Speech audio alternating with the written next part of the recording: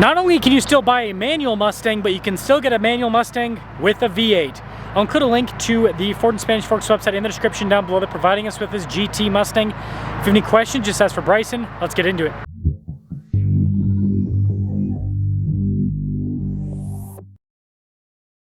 This week's giveaway highlight is a classic Corvette with a big block V8. If you're interested, use code BHC or click the link in the description down below or in the pinned comment. This will give you 4x bonus entries on any donation $25 or more.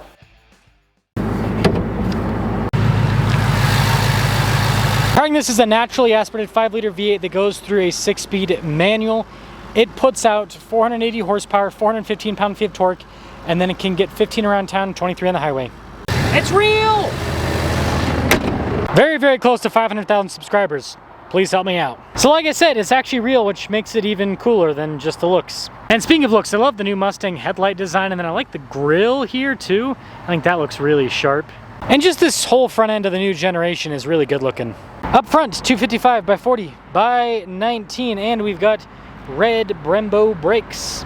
5.0 V8 badge. You can see the mirror caps and the door handles are body painted to match. And then out back, 275 by 40 by 19. Red brake calipers too. And then here's the side profile. Obviously the Mustang is less classic muscle car and more sports car with the silhouette, but it looks good. When it comes to key fob features, we have our lock and unlock. You got the opening for the trunk and then Mustang horse. Now being a muscle car, pony car, whatever you want to call it. I know it's technically a pony car, but whatever. Doesn't have a massive cargo area, but it is usable. It is practical and has a somewhat decent opening. Giant body painted spoiler out back with the GT badge, and you got the cool sequential turn signals and V8 exhaust. I think you need to hear it.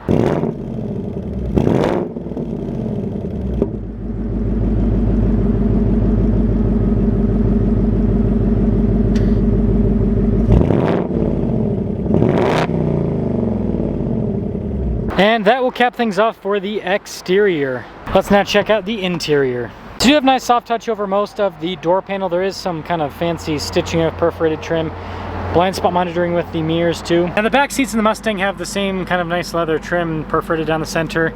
Of course, no legroom in a pony car. Rear passengers, good luck. More stitching and perforated trim here at the front seats. Partially manual, partially power. So you can see the backrest is manual, but then the bottom is power, and there is lumbar. Each of the pedals has a nicer finish on it. Soft touch all around the steering wheel, and got kind of nice looking trim there. Practical controls on the front face for the center. You've got your volume controls, steering adjustment, drive mode select, cruise control as well. You can change the theme. This one has the more classic looking theme on it. I'll show you guys the other themes in a little bit, but I think this one probably looks the best, and that's one benefit of digital is you can change. Now this just has a backup camera in reverse, good resolution though. And then as for the rest of the screen, the climate controls are built into the screen. This does come with heated and ventilated seats. Didn't mean to turn the heated seat on. But you also have your dual zone climate controls, so kind of similar to what you have in like the new Expedition. Now the little Mustang tab lets you customize a lot of stuff, including color. But yeah, this is where you can change the gauge. So we're the 67, 68, but you've got a bunch of different gauges that you can go through. Fox body, SVT Cobra. That one's actually pretty cool looking, but I do like the classic one. I don't know. And then obviously the new techie gauges, which are meh. A few physical buttons, including that little Mustang page button, but yeah, volume control there, some USB ports. Of course, you got the shifter for the 6-speed manual transmission. Got the electronic parking brake. And then a cup holders. Center console. Look at that, stitching on the top.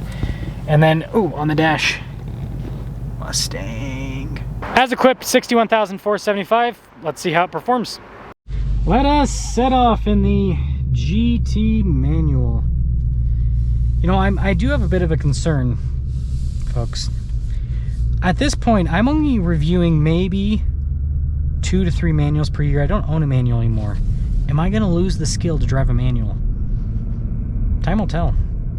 I do think about this though, and I do worry about it. I'm like, what if we get to a point where like there's so few manuals that like I'll go like a whole year without driving one? And I get it, it's kind of like driving a bike, but I do think about that from time to time where it's like, man, will I just completely lose the skill because I'm just not reviewing them? Yeah, I know that's probably like a, what's the word for it? That's probably like a car reviewer sin, not owning a manual transmission, but I like trucks and SUVs, guys. But I can still appreciate a beautiful, naturally aspirated V8, rear-wheel drive, Just listen to this thing.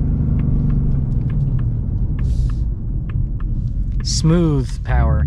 Here's the deal. It's like, you know, these manufacturers come out with these like turbo cars and they're like, oh, you just see, it's got just as much horsepower. It's like, I don't care. It doesn't sound like this. And it doesn't feel like this. Feels muscular. And it's a very linear power band, right? The torque, it's like instant response, but you also just have this continuous torque and the horsepower is building. It's just beautiful. Like I want a car that feels like it's going faster as I go up in the RPMs. That's what I like about, that's what I want in a sports car. And that's what naturally aspirated engines do, because peak power's higher up in the RPMs. But you know, these new turbo engines, like, it develops 10 million pound-feet of torque at 1700 RPMs. It's like, cool. You get a shove and then it just dies. There's no more power, you know? This, it's got power all the way through.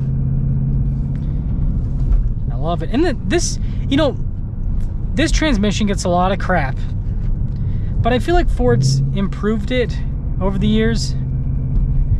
Like, this feels decent going into the gates, and maybe it's because I've had a little bit of a dry spell when it comes to manual reviews, but I don't know, it feels pretty good. It feels pretty engaging. And this has auto rev match.